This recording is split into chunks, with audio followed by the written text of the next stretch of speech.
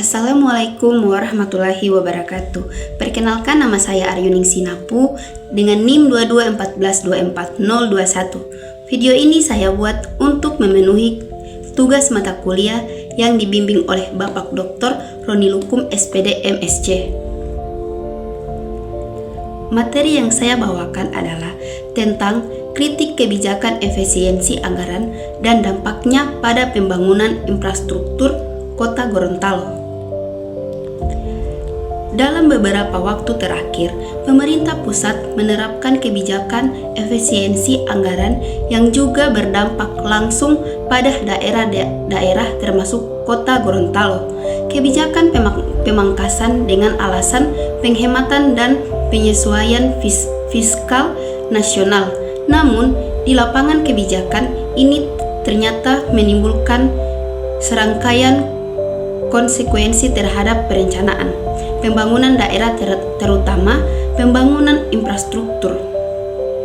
Salah satu kritik utama adalah kurangnya kajian berbasis data daerah. Sebelum kebijakan efisiensi ini diterapkan secara merata, kondisi fiskal dan kebutuhan tiap daerah berbeda-beda. Gorontalo misalnya masih sangat bergantung pada APBD untuk pembangunan infrastruktur dasar.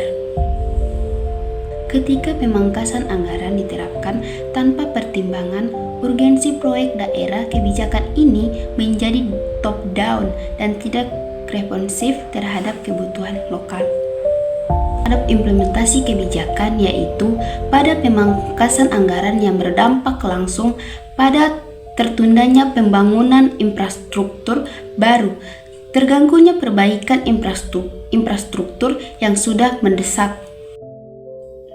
Daerah tidak diberi mekanisme adaptasi yang cukup sehingga implementasi kebijakan berjalan dengan banyak hambatan. Dari perspektif efektif dan dampak kebijakan efisiensi memang bertujuan mengurangi beban anggaran negara, tetapi dalam konteks daerah seperti Gorontalo, pemangkasan ini justru menghambat pertumbuhan ekonomi lokal, mengurangi kualitas layanan publik, memperbesar ketimpangan pembangunan antara wilayah di mana infrastruktur adalah tulang punggung mobilisasi investasi dan pelayanan masyarakat. Ketika proyek infrastruktur tertunda, efek yang muncul tidak kecil. Artinya, efisiensi yang dilakukan pusat bisa menghasilkan efisiensi baru di tingkat daerah. Kemudian, dari sisi keadilan anggaran, kebijakan ini memunculkan pertanyaan tentang keadilan distribusi beban fiskal. Daerah yang masih berkembang seperti Gorontalo seharusnya menetapkan prioritas anggaran untuk mengejar ketertinggalan, tetapi pemangkasan yang bersifat umum justru membuat daerah dengan kebutuhan tinggi menjadi semakin terbatas kemampuan. Kebijakan yang tidak membedakan kapasitas fiskal daerah menimbulkan kesan bahwa efisiensi dilakukan dengan cara memukul rata, bukan berdasarkan kebutuhan.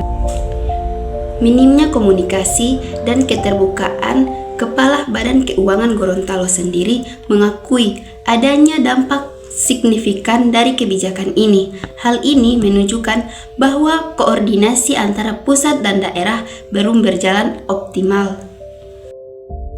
Daerah memerlukan informasi lebih awal, proyeksi anggaran jangka panjang, mekanisme konsultasi, interaksi sebelum kebijakan turun, karena tanpa keterbukaan dan komunikasi daerah hanya menjadi pelaksanaan pasif, padahal merekalah yang paling merasakan dampaknya.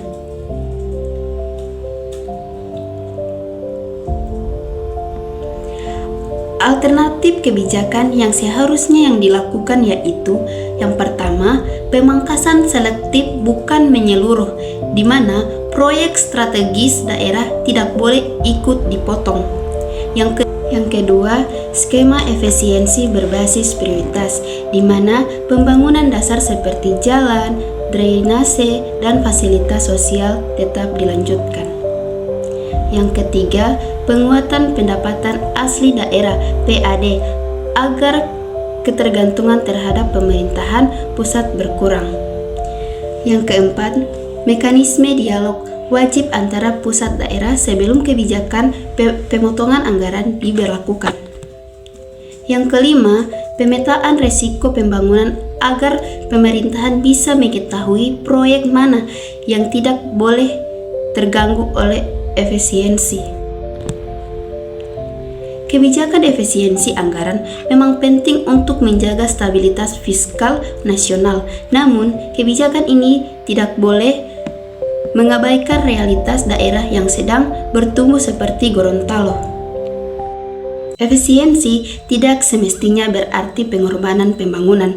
Justru, kebijakan publik yang baik adalah kebijakan yang tepat sasaran. Mempertimbangkan kebutuhan lokal serta mampu menjaga keseimbangan antara penghematan dan pelayanan publik.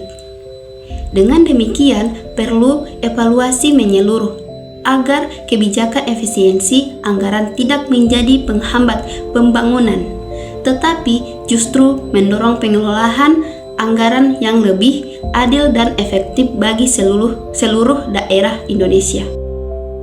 Baiklah, itulah video dari saya. Jika ada salah kata, saya mohon maaf. Wassalamualaikum warahmatullahi wabarakatuh.